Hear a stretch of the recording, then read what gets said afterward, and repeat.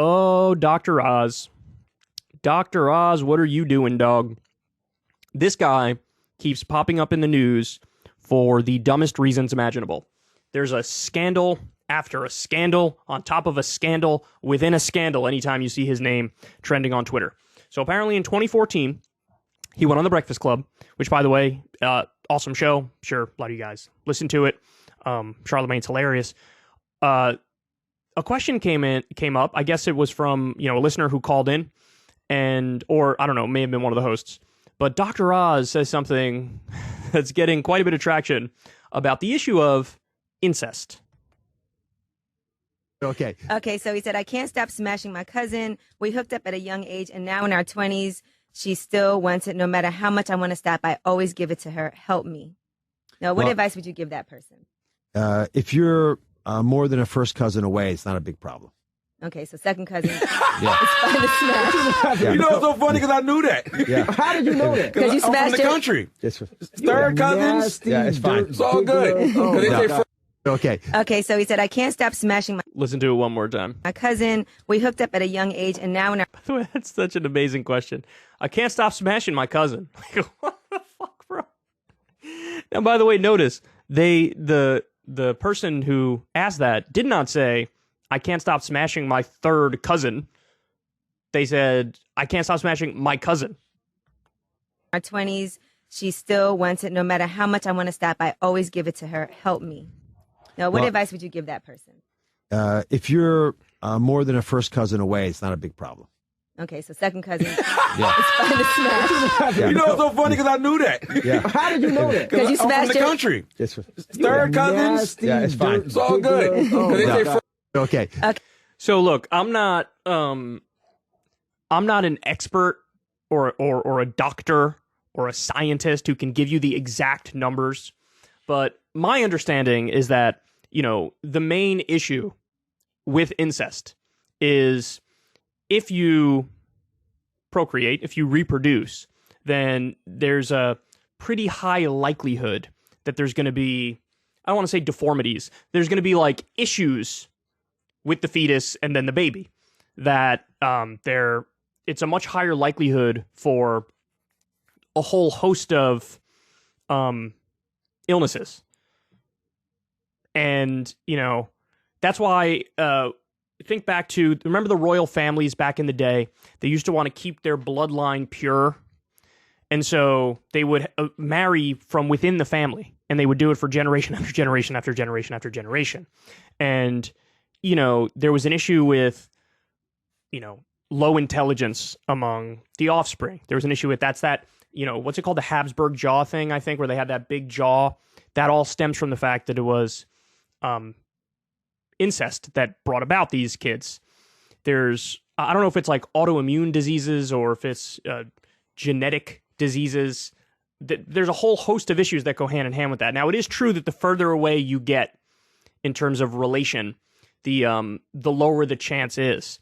But I don't know what the expert opinion is, but I'm going to go ahead and guess it's not like second cousin is okay.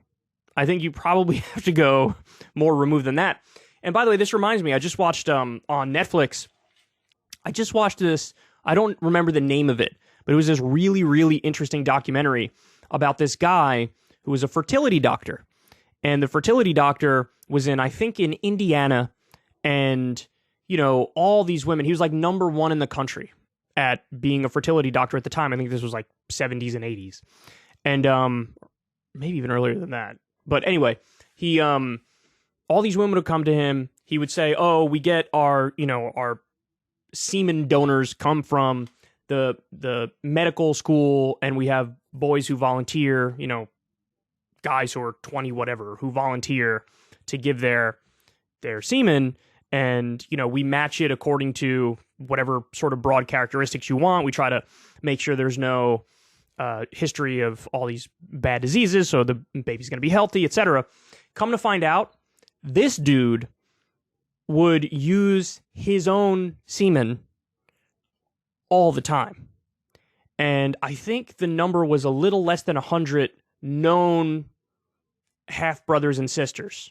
So all these women who were coming to him, he wasn't getting, semen samples from the people he said he was, homeboy would go into the back room, rub one out, take his own sperm, put it in the women.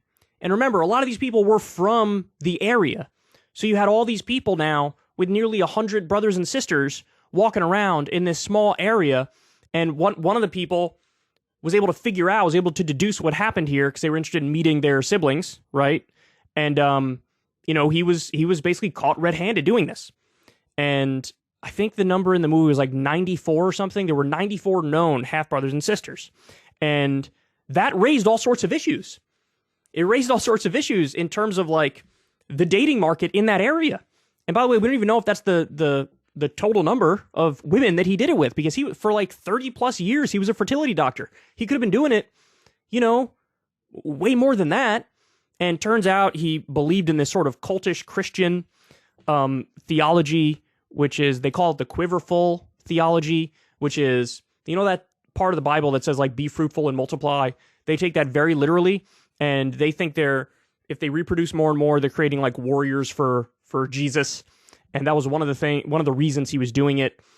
He's also just a totally creepy perv.